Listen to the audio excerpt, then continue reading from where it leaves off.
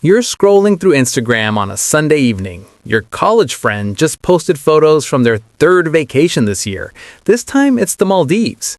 Your coworker bought another designer handbag. Your neighbor is showing off their brand new Tesla. And there you are, in your pajamas, eating leftover pizza, wondering, what am I doing wrong? Here's the truth that nobody's telling you. Your friends' lives don't actually look better than yours. They just look better. And today, we're going to pull back the curtain on one of the most financially destructive illusions of our time. I'm going to show you exactly why you're seeing what you're seeing, what it's costing you, and most importantly, how to break free from this comparison trap that's quietly destroying your financial future. Act 1. The highlight reel economy. Let's start with a simple truth. You're comparing your behind the scenes to everyone else's highlight reel. Think about your own social media behavior. When was the last time you posted about being declined for a credit card, having to choose between fixing your car and paying rent, eating ramen for the third night in a row to save money, crying over your student loan balance? Exactly, you don't. Nobody does.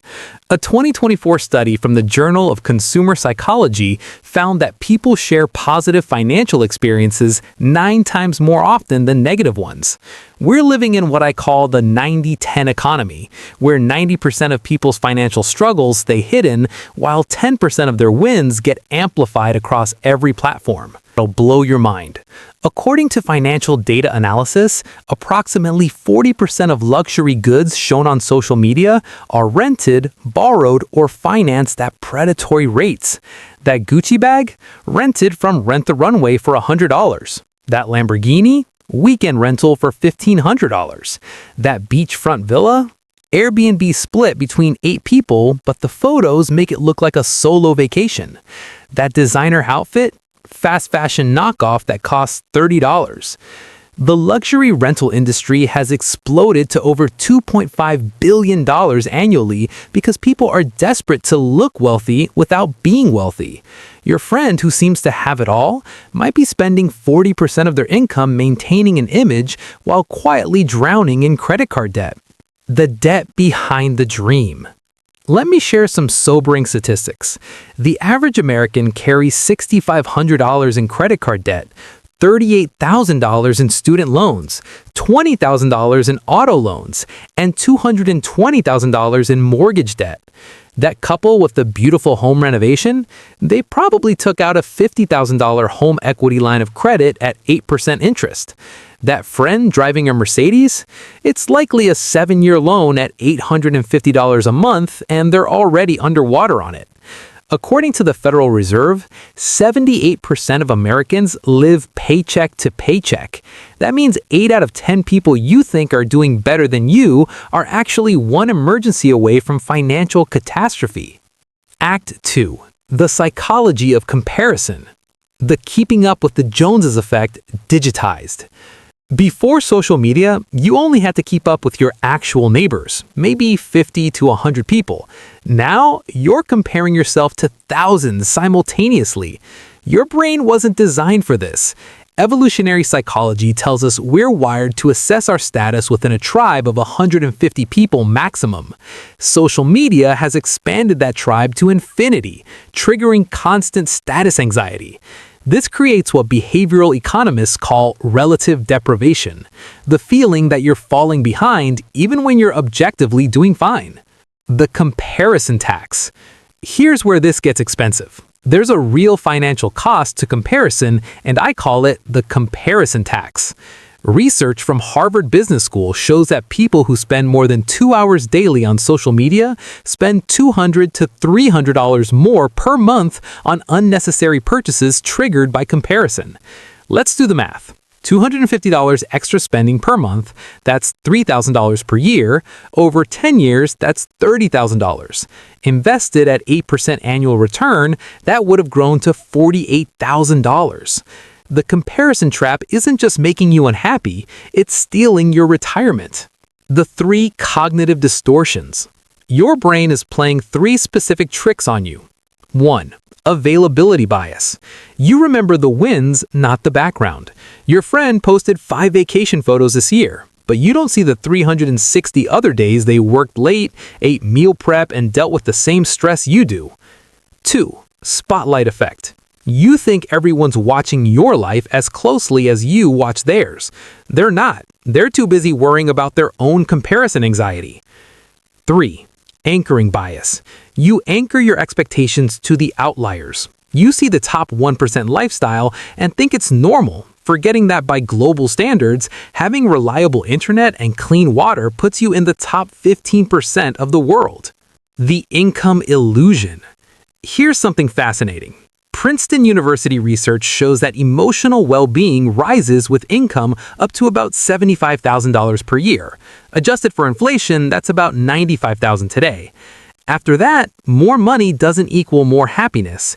Yet we're chasing lifestyles that require $200,000, $300,000, $500,000 plus per year. Income levels that 95% of people will never reach, because that's what we see online. You're not failing. The benchmark you're measuring yourself against is fictional. Act 3. The real numbers. Let me paint a picture of what actual financial health looks like based on comprehensive financial planning data. A healthy 30-year-old has 3 to 6 months' expenses in emergency savings, not $50,000 in the bank. Saves 15 to 20% of gross income, including employer match, has a net worth equal to roughly half their annual income, keeps housing costs under 30% of gross income, may still have student loan debt, that's normal. A healthy 40-year-old has 1 to 2x their annual salary saved for retirement, still might be paying off their mortgage, 30 years is standard, drives a 5 to 7-year-old car that's paid off or nearly paid off, takes maybe 1 to 2 vacations per year, budgeted carefully. This doesn't look like Instagram. It looks boring, but boring is what builds wealth. The millionaire next door reality. Thomas Stanley's research on actual millionaires revealed shocking truths. The average millionaire drives a 4-year-old car. They live in middle-class neighborhoods. They shop at Costco and Walmart. They've never owned the Rolex. They spend more time planning their investments than planning their vacations. Real wealth whispers. Fake wealth shouts. The people actually building wealth aren't posting about it. They're too busy compounding their investments and living below their means. The 50-30-20 reality. Let's break down what a healthy financial life looks like using the 50-30-20 budget rule. If you make $60,000 per year, $5,000 per month after taxes, 50% to needs, $2,500, rent, utilities, food, insurance, minimum debt payments, 30% to wants, $1,500, dining out, entertainment, hobbies, subscriptions, 20% to savings or debt, $1,000, emergency fund, retirement, extra debt payments. That $1,500 wants budget is $375 per week. One nice dinner out might be $100. A weekend trip might be $500. You're choosing. This is what sustainable financial health looks like. Not exotic vacations every month, not a new wardrobe every season. Conscious choices within realistic limits. Act 4. Breaking free from the comparison trap. Strategy number 1. Run your own race. The first step is accepting a fundamental truth. There will always be someone with more. More money, more vacations, more square footage, more designer clothes, more followers. Always. And here's the flip side. There will always be someone with less. The question isn't where you rank, it's whether you're moving forward on your path. Your financial goals should be personal. What lifestyle do you actually want? What makes you feel secure? What does your dream retirement look like? Not your friends, not some influencers. Yours. Strategy number 2. The 72-hour rule. Implement this immediately. Any purchase over $100 triggered by seeing someone else's life requires a 72-hour waiting period. Saw a friend's new watch? Wait 72 hours before buying one yourself. Saw a vacation post? Wait 72 hours before booking flights. Studies show that 70% of comparison-triggered purchases are regretted within a month. That 72-hour buffer gives your rational brain time to catch up with your emotional brain. Strategy number 3. Calculate your real hourly wage. This is life-changing. Calculate your true hourly wage. Take your annual salary, subtract taxes, commuting costs, work clothes, lunch out, childcare needed because of work, and then divide by actual hours worked, including commute time. If you make $60,000 but your real take-home after work expenses is $40,000 and you work 40 hours a week, including commute, your real wage is about $15 per hour. Now when you see a $300 item, you're not thinking $300, you're thinking 20 hours of my life. Would you trade 20 hours of your life for that? Sometimes yes, often no. Strategy number 4, the financial transparency movement. Here's something radical. Have real conversations about money with close friends. Start with, "Can I be honest about something? I feel like I'm falling behind financially, and I don't know if that's real or if everyone feels this way." You'll be shocked how quickly the facade drops. That friend with the perfect life might say, "Oh my God, we're drowning in debt. I'm terrified." Financial shame thrives in silence. Transparency kills it. Strategy number 5, curate your feed.